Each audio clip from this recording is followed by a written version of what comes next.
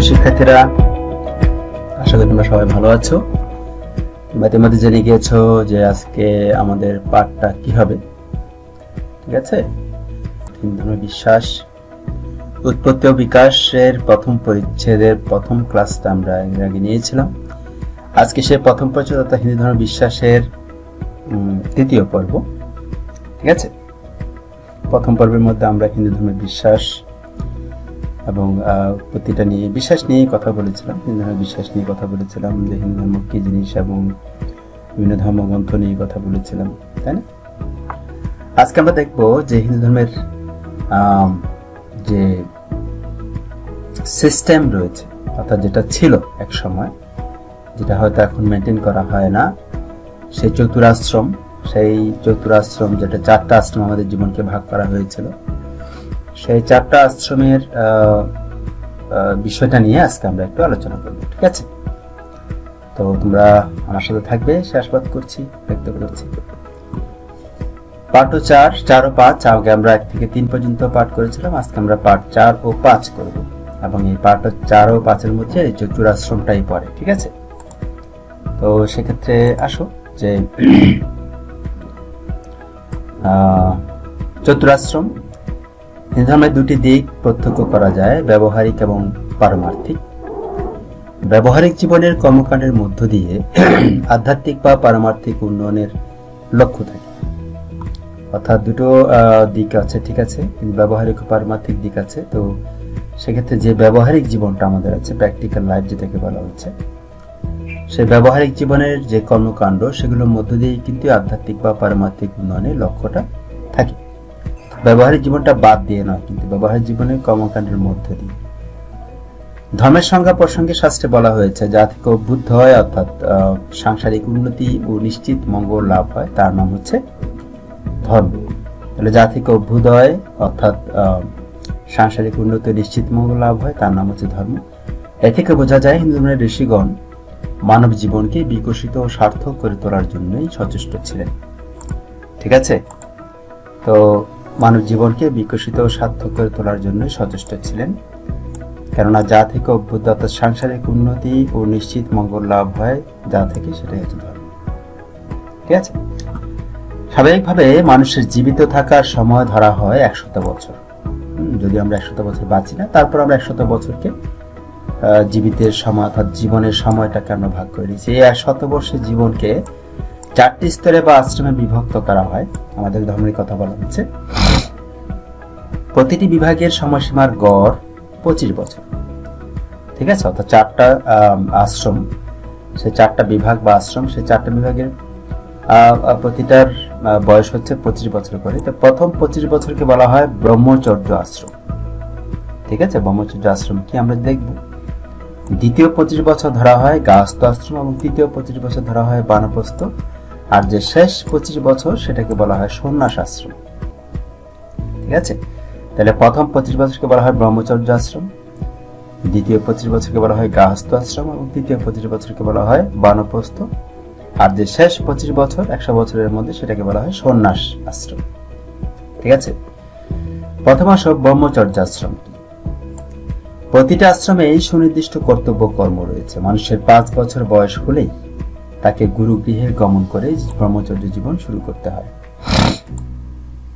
গুরুর নিকট দীক্ষা গ্রহণ এবং গুরুর তত্ত্বাবধানে পড়াশোনা করতে হয়, যেটা আমরা বর্তমানে স্কুল কলেজ বলেছি আর কি। ওইটাই হলো ব্রহ্মচর্য আশ্রম। এই আশ্রমে থেকে শিষ্যকে গুরু নির্দেশে বহু শাস্ত্র অধ্যয়ন করতে হয়, আত্মসংযম করতে হয়, পরিশ্রম ও কঠোর জীবনযাপনে অভ্যস্ত হতে হয়, যেটা হয়তো আমরা মনে করি না, যেহেতু আমরা পরিবারে থাকি, মা বাবার সাথে থাকি, কখনো কোনো কঠিন কাজ করতে দেওয়া হয় না, শুধু লেখাপড়াই করতে বলা হয়, তাই না? কোনো পরিশ্রম করতে দেওয়া হয় না, কোনো আত্মসংযম উপলব্ধি করার মতো ব্যবস্থা করতে বলা হয় না, পরিশ্রম করতে দেওয়া হয় না, কঠোর জীবনযাপনে অভ্যস্ত হতে হয় না। সেজন্যই রসাতলে যাচ্ছে বর্তমান প্রজন্মগুলো, এটা বোঝা যায়। যাই হোক, বিদ্যা শিক্ষা সমাপ্ত হলে গুরু নির্দেশে নিজ গৃহে প্রত্যাবর্তন করে ব্রহ্মচারী গাহস্থ জীবনে প্রবেশ করে। তার মানে ব্যাপারটা কি দাঁড়ালো, যে 25 বছর বয়সের আগে কোনো বিয়ে নয়, ব্যাপারটা এরকম না। কিন্তু এখন তো 21 বছর, 24 বছর, 22 বছর বয়সেই ছেলেমেয়েরা বিয়ে করে ফেলছে। যাই হোক, এগুলো হচ্ছে নেগেটিভ জিনিস। যাই হোক, তো বিদ্যা শিক্ষা সমাপ্ত হলে গুরু নির্দেশে নিজ গৃহে প্রত্যাবর্তন করে ব্রহ্মচারী গার্হস্থ্য জীবনে প্রবেশ করে। তার মানে আমার ব্রহ্মচর্য আশ্রম শেষ, 25 বছর টাইম শেষ। এবার আসো গার্হস্থ্য আশ্রম। বিবাহের মাধ্যমে সন্তান সন্ততি লাভ এবং তাদের ভরণ পোষণ সহ পারিবারিক জীবনের প্রতিদিন 5টি যোগ্য কর্মের অনুসরণ করতে হয়। আর এই 5টি যোগ্য হচ্ছে পিতৃযজ্ঞ, দৈবযজ্ঞ, ভূতযজ্ঞ, নৃযজ্ঞ এবং ঋষিযজ্ঞ। এই 5টা যজ্ঞ করতে হয়। প্রথম হচ্ছে মানুষ জন্মগ্রহণ করে পিতামাতার মাধ্যমে, তাই পিতামাতার বা মাতা পিতার তত্ত্বাবধানে সেবা শুশ্রূষায় বড় হতে থাকে, তাই না? মাতা পিতার তত্ত্বাবধানে যেহেতু সেবা শুশ্রূষায় বড় হতে থাকে, সেক্ষেত্রে মা বাবার প্রতি শ্রদ্ধা, ভক্তি, সেবা যত্ন সন্তানের প্রথম কর্তব্য। আর এই কর্তব্যগুলো সম্পাদন করার মাধ্যমে একজন সন্তান পিতৃযজ্ঞ সম্পন্ন করে থাকে। তাহলে পিতৃযজ্ঞ হলো, ঠিক আছে? ওকে, তো পিতৃযজ্ঞ গেল। এবার দৈবযজ্ঞ। মানুষের জীবন ধারণের জন্য প্রকৃতির দান গ্রহণ করতে হয়।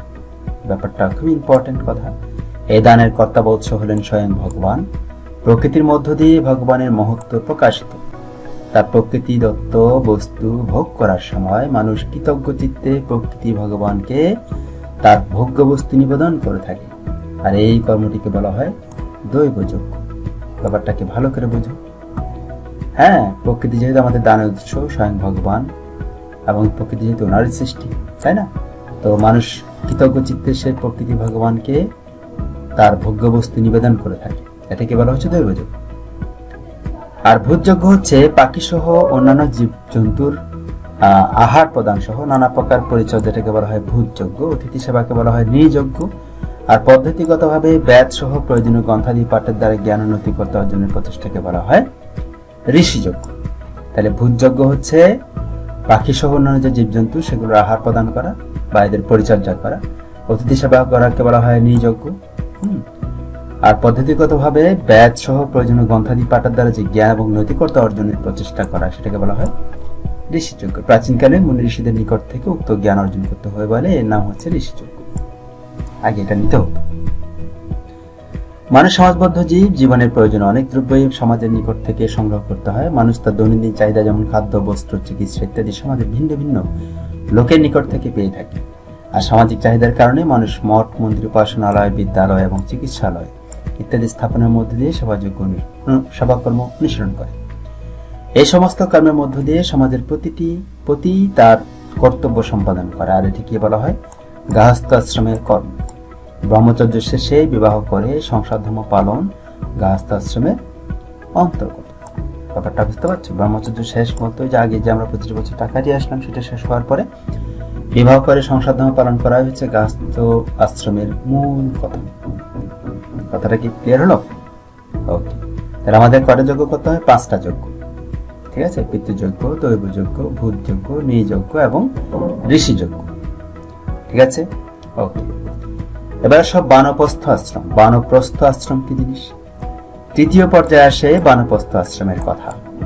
সেখানে মানুষ সংসারের দায় দায়িত্ব সন্তানের উপর ন্যস্ত করে নির্জন পরিবেশে অবসর জীবন যাপন করে। তখন তোমার 50 বছর পার হয়ে গেল, ঠিক আছে? হ্যাঁ, সংসারের দায় দায়িত্ব সন্তানের উপর ন্যস্ত করে নির্জন পরিবেশে অবসর জীবন যাপন করে। এখানে সংসার জীবনের সঙ্গী স্ত্রী স্বামীর সঙ্গে থাকতে পারেন, তবে তাদের জীবন চর্চায় সংযম, ত্যাগ, নির্লোভ আচরণের বিধান থাকে। বানপ্রস্থে বনে যাওয়ার বিধান থাকলেও সভ্যতার অগ্রগতিতে মানুষ বনবাসী না হয়ে গৃহত্যাগ করে কোনো ধর্মীয় প্রতিষ্ঠানের সেবা বা পূজা অর্চনার মাধ্যমে বৈরাগ্যময় জীবন যাপন করতে পারে, ঠিক আছে? যেটা হয়তো বর্তমানে মানুষ এই বানপ্রস্থ আশ্রমটা টোটালি পালন করে না, ঠিক আছে? অনেকে মনে করে বানপ্রস্থ আশ্রম পালন করলে সেই বিয়ে করার কোনো প্রয়োজন ছিল না ইত্যাদি, এই নানা ধরনের কথা বলে। সেই কারণে মানুষ আধুনিক হয়ে যাচ্ছে, কেননা রসাতলে যাচ্ছে তো, তাই। এই পর্যায়ে ভজন, পূজন, কীর্তন, জপ, ধ্যান প্রভৃতি ধর্মীয় কর্মে মগ্ন থেকে বানপ্রস্থের জীবন স্তর কাটানো যায়। তাহলে কি করতে হয়? বানপ্রস্থ আশ্রমে ভজন, পূজন, কীর্তন, জপ, ধ্যান প্রভৃতি ধর্মীয় যে কাজগুলো আছে সেগুলোতে মগ্ন থেকেই তোমার জীবন স্তরটা কাটানো যায়। এরপর শেষ যে স্তরটা সেটা হচ্ছে সন্ন্যাস। আশ্রম জীবনে চতুর্থ পর্যায়ে আসে সন্ন্যাসের কথা, ঠিক আছে? এই সময় 75 থেকে 100 বছরের মধ্যে জীবন ধারণের শাস্ত্রীয় নির্দেশ আছে। তার মানে তোমার বানপ্রস্থ পর্যন্ত হচ্ছে 75 বছর শেষ, এবার আশ্রম জীবনের চতুর্থ পর্যায়ের সন্ন্যাসের কথা, যেটা হচ্ছে 75 বছরের পরে, অর্থাৎ 75 থেকে 100 বছরের মধ্যে জীবন ধারণের শাস্ত্রবিদ্যার সাথে। সন্ন্যাস ধর্মের অর্থ, সন্ন্যাস শব্দের অর্থ হচ্ছে সম্পূর্ণরূপে ত্যাগ। এই আশ্রমে এসে সন্ন্যাসী একাকী জীবন ধারণ করবেন। এই সময় সন্ন্যাসীদের সঙ্গে তার স্ত্রীও থাকবেন না। সন্ন্যাসী জাগতিক সকল কর্ম পরিত্যাগ করে কেবল ঈশ্বর চিন্তাতেই মগ্ন থাকবেন। মাত্র দুপুরবেলার আহারের সামগ্রী লোকালয় থেকে সংগ্রহ করবেন। বাকি দুবেলা দুধ, ফল ইত্যাদি সংগ্রহ করে স্বল্প পরিমাণে আহার করবেন। আশ্রয়হীন অবস্থায় মন্দিরে, দেওয়ালে ক্ষণকালের জন্য আশ্রয় নিতে পারেন। পোশাক পরিচ্ছদ থাকবে নিতান্তই সাধারণ। অতীত জীবনের স্মৃতি সব পরিহার করে এক মনে একদিন ঈশ্বর চিন্তায় মগ্ন থাকবেন। শাস্ত্র বচনে জানা যায়, দণ্ড গ্রহণ মাত্রেন নরনারায়ণ ভাবের। দণ্ড গ্রহণ মাত্রেন নরনারায়ণ ভাবের, অর্থাৎ সন্ন্যাস গ্রহণ করলেই মানুষ নারায়ণ বা দেবতা হয়ে যায়। তবে সন্ন্যাসের মূল প্রতিপাদ্য হচ্ছে কর্মফলাসক্তি ও ভোগাসক্তি ত্যাগ করা। এই সম্পর্কে শ্রীমদ্ ভগবদ্গীতায় কিন্তু কথা বলা হয়েছে। সেটা কি বলা হয়েছে? অনাশ্রিত কর্মফলম কার্যম কর্ম করতি স সন্ন্যাসী চ যোগী চ ন নিরগ্নির চাক্রিয়। ঠিক আছে, অর্থাৎ কর্মফলের বাসনা না করে যিনি কর্তব্য কর্ম করেন তিনি সন্ন্যাসী, তিনি যোগী। শুধু গৃহাদি কর্ম বা শরীর ধারণের উপকরণ সংগ্রহে কর্মত্যাগী সন্ন্যাস নয়। কিন্তু শাস্ত্রীয় যুগের বিভাগ অনুসারে বর্তমান যুগ হচ্ছে কলিযুগ। পারিশ্রমিক ব্রহ্মচর্য, গার্হস্থ্য, বানপ্রস্থ, সন্ন্যাস, এই 4 আশ্রম অনুশীলন সম্ভব নয়। বর্তমানে ব্রহ্মচর্য, বানপ্রস্থ আশ্রম নেই বললেই চলে। ব্রহ্মচর্য বর্তমানে ছাত্র জীবনে পর্যবেসিত হয়েছে। গার্হস্থ্য ও সন্ন্যাস এই 2টি আশ্রম লক্ষ্য করা যায়। তবে গার্হস্থ্য জীবনে স্ত্রী, পুত্র, কন্যা, পিতা মাতাদের পরিত্যাগ করে বানপ্রস্থ সন্ন্যাস গ্রহণে উৎসাহিত করা হয় না। তাই কলিযুগে গার্হস্থ্য আশ্রম থেকে জীবনযাপন করাই ভালো। গার্হস্থ্য আশ্রমে থেকে জীবনযাপন করাই ভালো। এতেই মানুষের জীবন সার্থক হয় এবং কল্যাণময়। ঠিক আছে, তো আশা করছি 4টা আশ্রম তোমরা বুঝেছো। এবং এই 4টা আশ্রমে যদিও আমরা বর্তমান যুগে হতে সেগুলো পালন করি না, বা বর্তমান যুগে এই 4টা আশ্রমের কিন্তু বিধান নেই। আগে বলা হয়েছে যে এখানে আমরা গার্হস্থ্য এবং গার্হস্থ্য আশ্রমটাই সবচেয়ে বেশি উপলব্ধি করা হয় এবং গার্হস্থ্য আশ্রমটাই মেনটেন করে চলা হয়। তো সেক্ষেত্রে এটা থেকে জীবন ধারণ করাই ভালো এবং তার অনধিক কিছু চিন্তা করে শুধুমাত্র সংসারে কিছু অঘটন ঘটিয়ে ফেলার কোনো কারণ নেই। ঠিক আছে, যাই হোক, আশা করি তোমরা এটা বুঝতে পেরেছো চতুর্থ আশ্রম সম্পর্কে।